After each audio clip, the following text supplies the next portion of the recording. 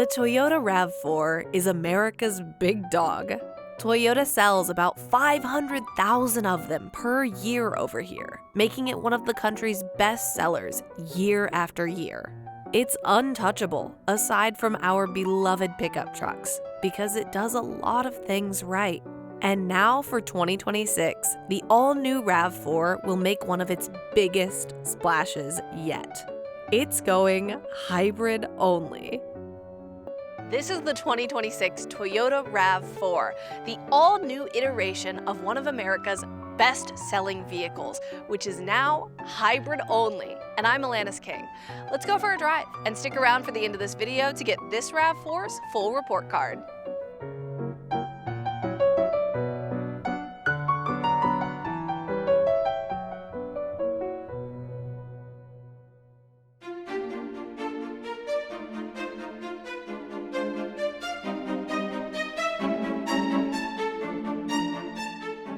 The Toyota RAV4 arrived in America in 1996, and that first generation was a game changer in the US because at the time, the United States was all about body-on-frame SUVs, where the body is on top of the frame. This is a more truck-like structure, and it gives you more flexibility for off-roading and towing and all the things you need to do.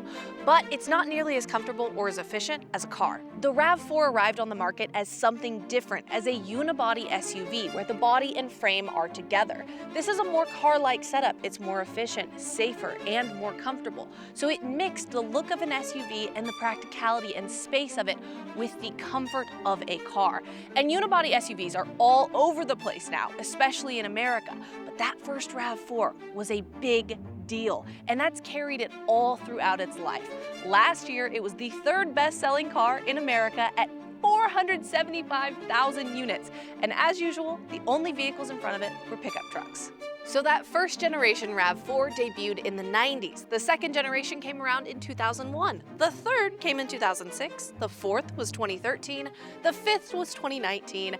And this sixth generation is new for 2026. To mark the occasion, Toyota brought us and a bunch of reviewers out to Phoenix, Arizona and gave us complimentary hospitality to review this car and tell you what we think. There are a few big things to know about this 2026 RAV4, and the biggest is that the RAV4 is now hybrid only. This is happening in a lot of areas of Toyota's lineup, and it's actually not that massive of a change for RAV4 buyers because Toyota said last year more than 50% of buyers got an electrified RAV4 when there was a gas option. Now, with these hybrid models, you will get a non-plug-in hybrid or a plug-in hybrid. It's your choice. This is a non-plug-in hybrid. The non-plug-in hybrids will be in dealerships in December, and the plug-ins will arrive in early 2026. The only thing we have been told about pricing is that the non-plug-in hybrid will start with a front-wheel drive base model in the low $30,000 range. But we haven't been told anything else about non-plug-ins or plug-ins. When you're navigating the plug-in versus non-plug-in hybrid landscape of the new RAV4, there are a few things that will be helpful to know. If you get a non-plug-in hybrid that's front-wheel drive, it will have 226 horsepower. If you get an all-wheel drive non-plug-in hybrid, you'll bump that up to 236 horsepower. The plug-in hybrids will have 324 horsepower, and they will have an all-electric driving range of about 50 miles. It changes slightly between the different models, but it's enough to get you to work and back, I hope.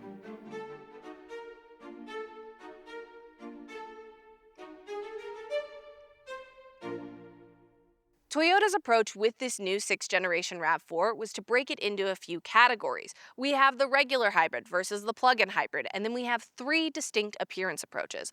The first are the core models. These are your normal RAV4s. They have this paint-matched front grille area. Then we have the rugged models. These are meant for towing and going to the woods and everything like that, and you'll see a lot of matte black up here. Then we have the sport models, like the GR Sport, which have a giant black grille up front, reminiscent of the Toyota GR Corolla. This is an XSE trim, and this is one of the core models, so you'll see this paint-matched front grille up here, and it's pretty high up in terms of trims. This 2026 RAV4 XSE non-plug-in hybrid has a 2.5-liter four-cylinder engine combined with two electric motors to drive the front wheels. Because this is an all-wheel drive model, it gets an additional rear electric motor to power those rear wheels. Together, that system makes 236 horsepower and 163 pound-feet of engine torque. And this power gets to the wheels through what is called an eCVT. That stands for E, continuously variable transmission. And when people think of continuously variable transmissions, they think of pulley systems that keep the engine at the ideal RPM so that it's more efficient and it doesn't have a traditional gear set. But eCVTs can be a whole range of things. Everything from the planetary gear set that we see in this RAV4 to not really having a transmission at all, which is what you see in stuff like the Honda Civic Sport Touring Hybrid. Now, we could deeply get into this planetary gear set and how all of that works, but it would take a while, and basically all you need to know is that it's magic and it's really cool, unlike a lot of car enthusiasts think about traditional CVTs. We have now reached a new segment that we like to call Alanis's Tour de Interesting Features, and we're going to start with something you see on a lot of vehicles. That is those black body lines around the wheel arches and down the side of the car. This is to create kind of a faux body line. Basically, those black areas act as negative space that you're not looking at. And what you do see is you see the false body lines created by those black pieces. They make the car look slimmer and sportier, and sometimes you see this in fashion too. You'll see shirts and dresses that have cut-ins to make the body look slimmer. That's the exact same idea here, and you see it on a lot of vehicles. Our next cool feature is down very low to the ground, and it is these aerodynamic spats. They're kind of hard to see from where you're at, but basically what happens is these little plastic pieces come down. They're active aerodynamics, so at 60 kilometers per hour or about 40 miles per hour, they will lower and they will send the air more smoothly like that, and that will get you better efficiency at high speeds. Our last three stops on our tour to interesting features are all inside this RAV4. The first is this center console can hinge from both sides. So the driver can open it, the passenger can open it, and if you want a harder space to put stuff on, you can just flip it over like that. After that, we go to the 360 camera. When you have the 360 camera up and you're in park, you can zoom in, you can zoom out, you can twirl it around and look at what's around you. Check out that lake in the background. And then over on the side of the car, we have this nice little pocket for stuff. And unlike a lot of cars where that pocket either doesn't do anything or it's not deep enough, you can slide your phone in there and it's just fine. This 2026 Toyota RAV4 is a hybrid, which means it mixes a gas engine, which typically makes noise, with electric components, which typically don't make much noise at all. Our partner, automotive supplier Magna, works on all kinds of vehicle electrification technology, and one of their goals is to make that electric technology as quiet as possible. Magna has a giant room covered in soundproofing to test the silence of electric components. It's actually so quiet in there that if you get carsick easily, the lack of noise can disorient you. This room helps Magna test for sounds and vibrations from electric drivetrain parts, and Magna uses this test chamber to meet and beat the EV noise compliance standards of their customers. Magna also has a water-cooled dyno with 6 inches of sound isolation to run powertrain components and see if they need to be quieter.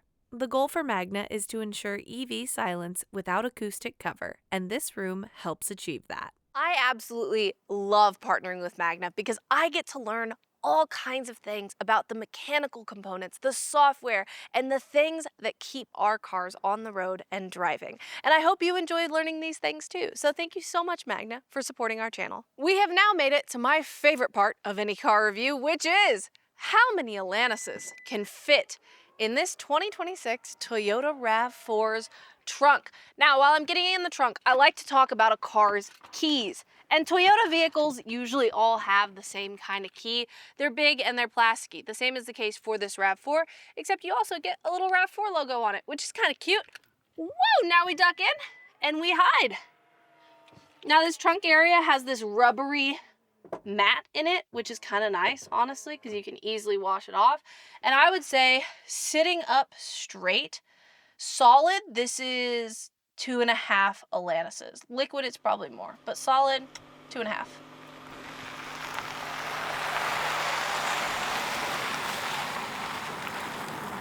It's time to drive the 2026 Toyota RAV4, and we are in the XSE trim. I want to start by talking about the exterior styling.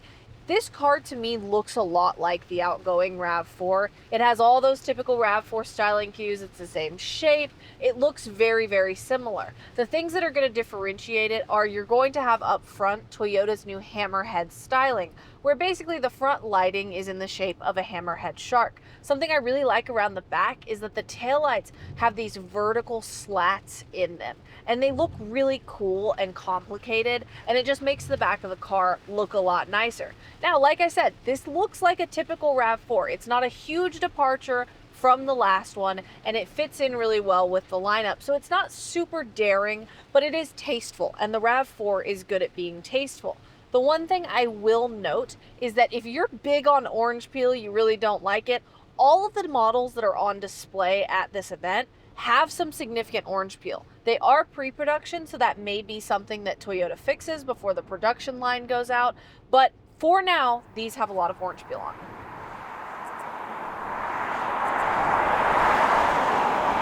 In terms of differences between trims, some of these new RAV4s have no glass roof. Some of them have a small glass roof, and some of them have a fully panoramic one. Also, the Woodland trim, you are going to get standard all-wheel drive, a standard tow hitch, and standard all-terrain tires. On the GR Sport models specifically, there are black accents all over. The ones that are here are red, and the black accents look really, really good. You have this black spoiler around the back, black wheels, and red brakes that look really nice with the red paint. It honestly looks as if someone who likes cars bought this RAV4 and they wanted it to look sportier, so they blacked out some of the pieces on it, except it comes like that from the factory. It is a nice look. It does look sporty. And that spoiler on the back, we asked Toyota, hey, how much downforce is that actually adding to the car? They said they don't have specific numbers, but compared to the ones without spoilers, the RAV4s without them, it makes twice the downforce.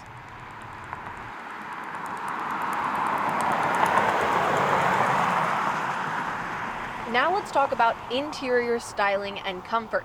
I have been in a bunch of different trims of the RAV4 just to sit and look around this week, and I've been in an XSE, a Limited, a GR Sport, and a Woodland. Between all of those, the interiors are all pretty similar. The styling is very trapezoidal, it's very geometric, a lot of the materials are the same, and the seats are really cool because they'll have leather and suede just like I have right here, and I like that setup when you have different materials on the seat. It just looks really nice. When you look through this interior, typically when you see a light gray piece, that's a softer leather piece. And when you see a black piece or a gunmetal piece, that's a harder plastic. And I have talked to people who have kids and buy these cars, and they're like, I like that utilitarian hard plastic styling because it makes me feel like it's going to be more resistant to my kids and my cargo putting wear on it.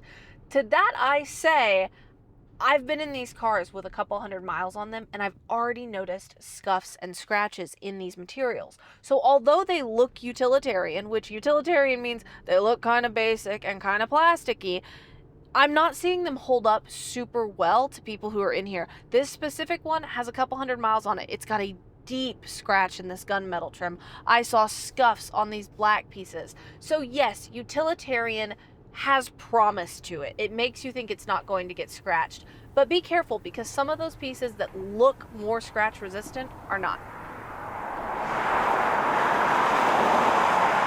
Now, I mentioned earlier that some of these models have a big glass roof, some of them have a small one, some of them don't have one at all. Something I found really interesting was the fancy Limited trim had a giant panoramic glass roof, but it had a light gray headliner, this stuff up here. And to me, light gray headliner just screams economy car. It screams rental at the airport.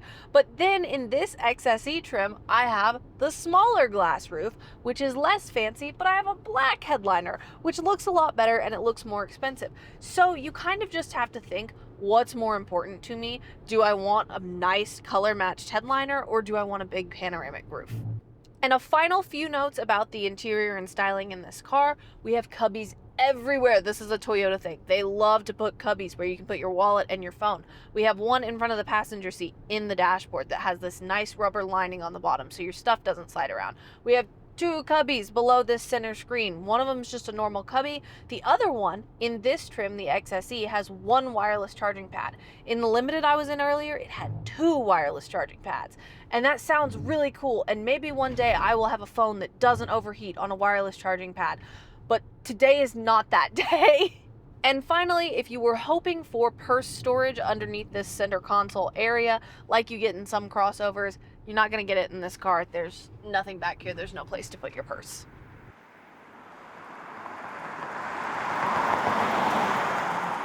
Before we talk about driving the RAV4, I do want to note a few things about interior controls. Up here in the front, we have half physical climate controls. So I can change my temperature with physical buttons, but there is no physical fan button, so you do have to wait for the screen to boot up.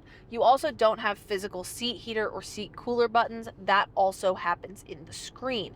And then in addition to that, some new RAV4s will have this shift lever like I have under my hand. Some will have a shift-by-wire toggle, and I saw the shift-by-wire toggle system in the Limited. I saw this shift lever in this XSE and in the GR Sport. Up front, I have two USB-C outlets under this screen. I have an additional one in the center console, and like we talked about, we have this super cool center console action where you can open it from either side, which is awesome.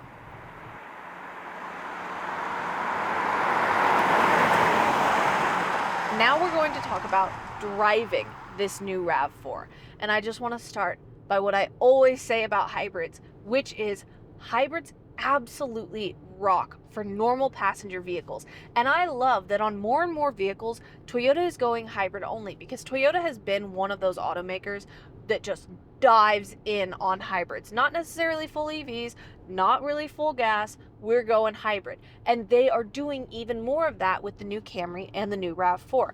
Now, the Camry and the RAV4 are hybrid only when you buy them new. And that's fantastic, because especially in America, I feel like people are a little worried about hybrids. They're like, what if I haven't had electrification before? What do I do?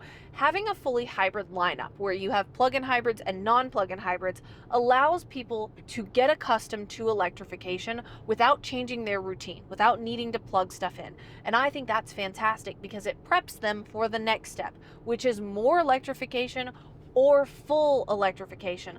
Plus, having a hybrid is just so nice. This is a non-plug-in hybrid right here, and I got in it and it had so many miles of range. You're going to get across this RAV4 lineup anywhere between 500 miles of range and 635 miles of range. I saw that on a GR Sport the other night.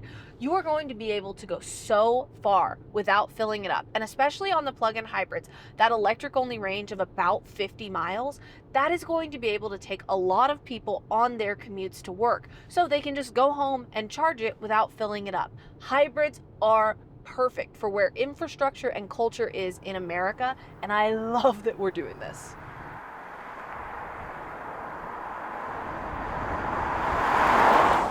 In terms of sales on this new RAV4, Toyota expects about 20% of people to go with the plug-in hybrid, and I'm interested to see how that pans out, especially considering that before the RAV4 was hybrid only this year, about half of people were going for a hybrid anyway. So I am interested to see if 20% do in fact go for that plug-in. Another thing I absolutely love about this new RAV4 is that Toyota always has really good lane centering and adaptive cruise technology.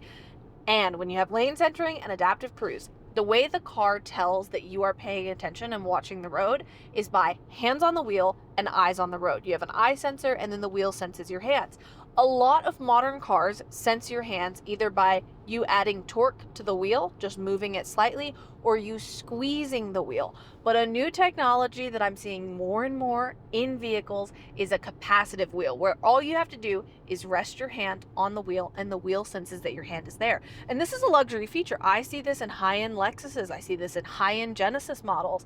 And this RAV4 has it. You can just rest your hand on the wheel. That is fantastic when you're on the highway and you're having that lane centering system work really, really well, and all you have to do is rest your hand.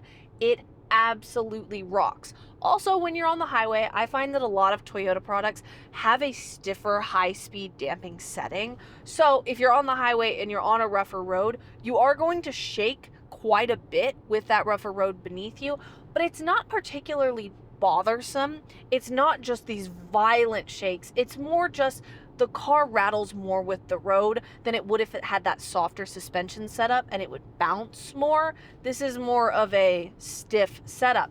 In terms of the fuel economy you're going to get when you're on the highway and in the city, on the highway you're going to get 39 miles per gallon. In the city, Toyota estimates that you're going to get 45 miles per gallon, and then combined, Toyota estimates 42. That is so good, and that absolutely rocks.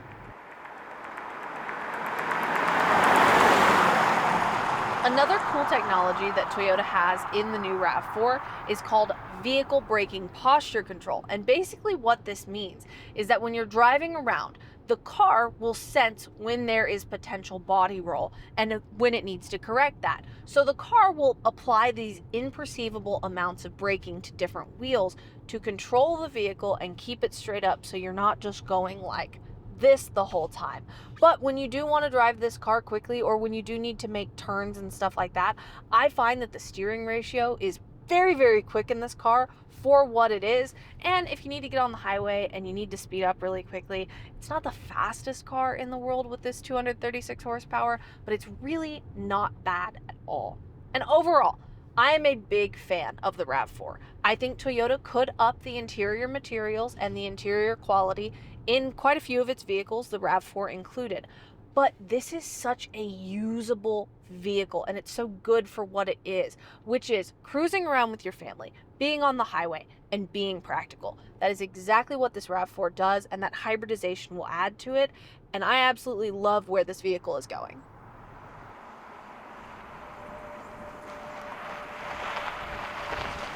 Now that we've driven the 2026 Toyota RAV4, it's time to give it a grade. Welcome to Alanis's report card.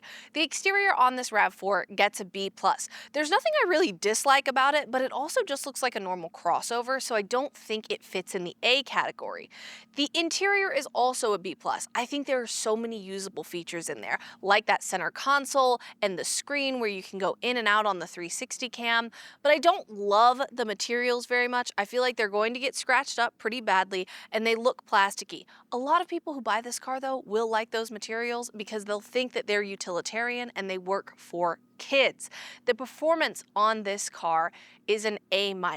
I absolutely love the fuel economy, the capacitive wheel, and the lane keep assist, but there are a few things that aren't the best, such as the road noise and the stiffness at high speed. The value is an A. We don't know the price of the entire new RAV4 lineup yet, but I would assume this XSE is going to be around 40,000 American dollars, and that's pretty good for what this is, especially because it'll be great on road trips with that capacitive wheel. Would I take it on a road trip? I already answered that just then. Capacitive wheel will rock. And overall, this gets an A-.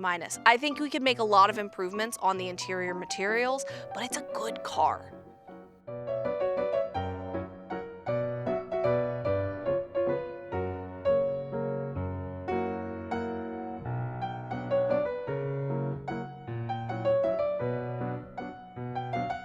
The 2026 Toyota RAV4 gets so many things right. Toyota has a history of knowing what the American market wants from crossovers and SUVs. And that's the reason this thing sells like a candy bar at a gas station, even though it costs tens of thousands of dollars. The Toyota RAV4 is America's best-selling non-truck, and it's easy to see why. It's practical, it's utilitarian, and it comes with Toyota's reputation for reliability. It's an easy choice for families, and that's made even better by the fact that it's now hybrid only, because that gets us one step closer to more efficient vehicles.